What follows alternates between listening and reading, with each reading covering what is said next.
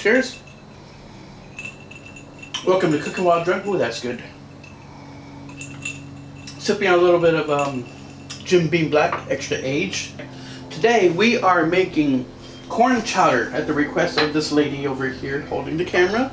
And can you guys please help out with requests, because I feel like I've been going through it just trying to get him to make stuff that I want him to make.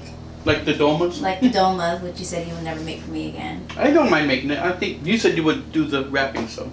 Yeah. Corn chowder is very simple. I have here 4 ears of corn that I shucked, and I separated the kernels from the cob, and then I took a knife, or you can use a spoon, and using the backside knife, and you scrape the cob really good to get any of the excess juice out. I have half of 1 onion diced, about a half a pound of potatoes, a couple of cloves of garlic, about 1/8 of a cup of flour. I've got some thyme and smoked paprika, salt and pepper, and of course I got some whiskey. And this serving size is about 2 to 3 people? Yeah. Okay. No, about 2, because this is only a half recipe. So we're gonna start with some butter into the pan. I have this pan on low just so I can get the butter melted, and of course butter does burn, so I'm going to get some oil and I'm going to top it off.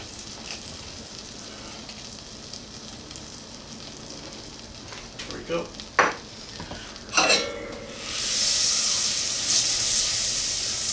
Butter smells good. We have our onions. We're just going to let these sweat. And my trusty spoon. There we go. Alright. Now I didn't salt this yet. I'm going to wait until after I add the garlic.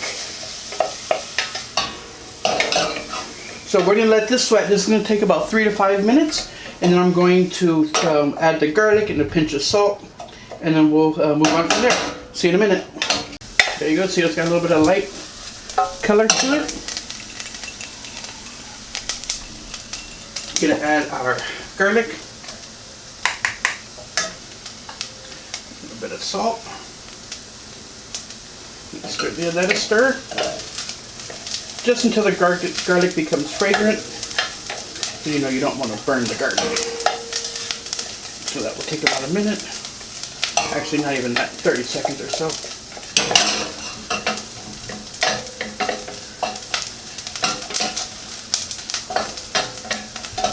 Now, this is our chicken stock. This is 2.5 cups of chicken stock. We're going to take our flour, add our flour, give it a stir.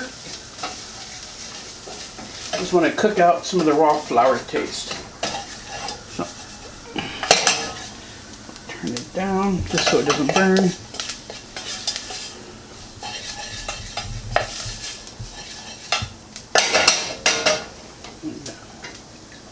A little bit.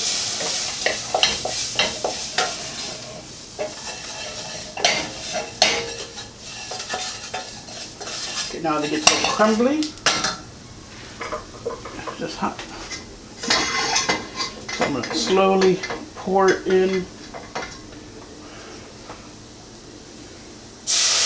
I'm left-handed, so it's really hard for me to do it this way. Stir as I'm going to whisk it in. Pour it in. Oop, splash it everywhere. And the chicken stock's already warm. You can use chicken stock, vegetable stock if you want to make it vegetarian. You can flavor it by sauteing bacon first. Saute the bacon, take the bacon out. Use the reserved drippings with a little bit of butter to cook the vegetables in. We're going to turn the heat up a little bit now. Gonna bring it to a boil. While this comes up to a boil, we're gonna take a sip and we'll be right back. Cheers. As it's coming up to temperature, go ahead and add in the potatoes, corn. Oh, look at all that. Nothing beats fresh corn. Especially when I make my stew. And then I do my, what do I do make? I make my beef stew, the chicken and sausage stew, even the gumbo I'll put corn in, but I'll put in fresh corn right off the ear. Your corn salsa. Corn salsa. There we go.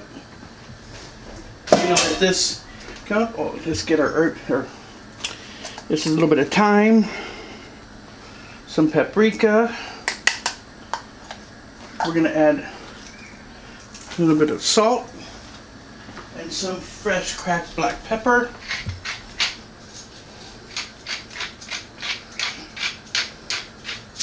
Alright.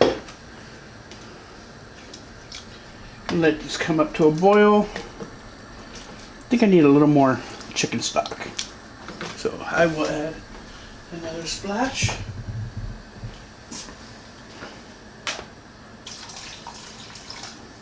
Alright, as you can see, I turned it down a little too low. So every once in a while, give it a bit of a stir. Make sure nothing's sticking to the bottom.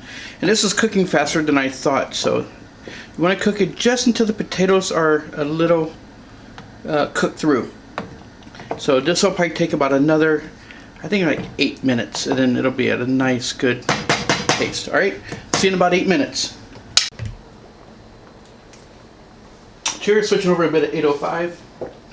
So I'm going to kill the heat. So the potatoes are cooked just through. This took about 15-20 minutes. I forgot that I was making a smaller pot. And of course, the smaller your potatoes are diced, the quicker they'll cook. And these are about 1-inch pieces. So here you can take your immersion blender, or you can your regular blender and like blend some of it.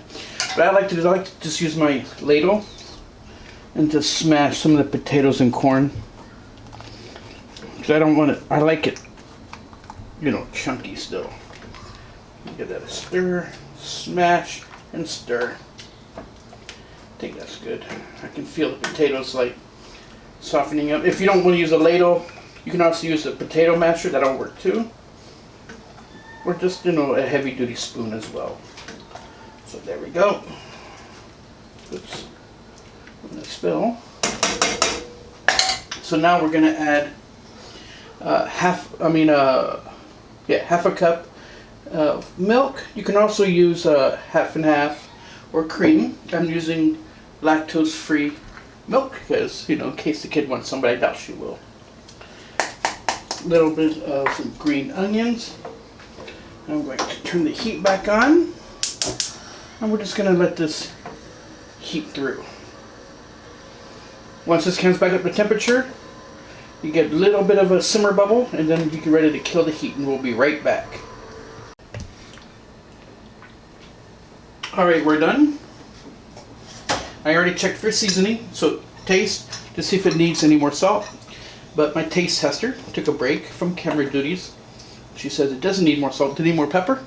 I would wait just in case Annika wants some and do individual bowls. And when you do stews or soups like this, I will add some cracked pepper, but usually I reserve cracked pepper for the second hit when it's in the bowl. That way each person can put it the way they like it. I'm just going to give myself a little taste.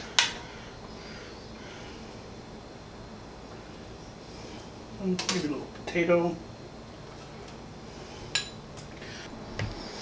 See how the potatoes kind of break up with your spoon?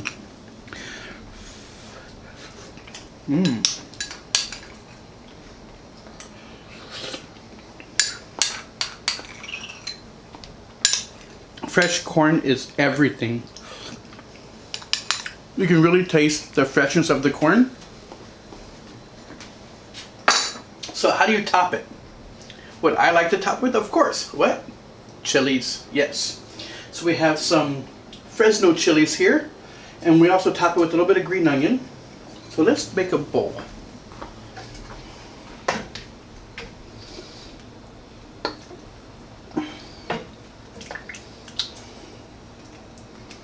There we go. Look at that. She probably would say that's too many potatoes for her. If this is for me, you made an awfully big bowl. Then a couple slices of Fresno chilies. By the way, these Fresno chilies are amazingly delicious. Do you know why? They come from our yard. A little bit of green onion. Not too much. Another topping I like to use, just the leaves of celery stalk. I love celery stalk. Now a lot of soups and stews I love to garnish with them. And there you have it. Can you hit me with some black pepper? You want some black pepper? Yes, please. You said hit you with it, right? That's good. There you go. So here we have it. Total time maybe an hour. Prep time for me, hour and a half, because you know I watch videos in between cleaning the kitchen and that just drags it out. But fresh corn chowder. Now if you wanted to use frozen corn, I would say maybe about 3 to 4 cups. I would not recommend using canned corn, because canned corn is cooked after they shuck it. It's cooked, it's canned, and then it's hot treated, you know, to kill, was it botulism or whatever it is? So canned corn is cooked twice. Frozen corn is just picked, cleaned, shucked, and frozen. It's not cooked at all. So that would be an alternative. But if you can get fresh corn, and if it's within your budget, I'm not saying when they're like 75 cents an ear. No. I always wait till corn's on sale. $4. These were, I don't know, 27 cents a piece, but close enough. Sometimes it's worth the extra money to get the fresh corn, because I like seeing the wife enjoying fresh corn. So there you go. Thanks for watching Cooking While Drunk. Where's my drink? Hope you like this recipe. Don't forget, like and subscribe. Facebook, TikTok, Instagram, and YouTube. Let me know what you like. Let me know if you want to see something else. Let me know what you want me to make. Comment down below, and I'll think of some new stuff. Anyways, we're coming up towards the end of summer, so we have some squashes growing in our garden, so definitely we'll think of something like that. And we are growing our own turban squash this year. Yes. So we will have some new turban squash recipes coming up, probably sometime in the next couple months. All right, cheers. Don't forget to like and subscribe. Have a good evening.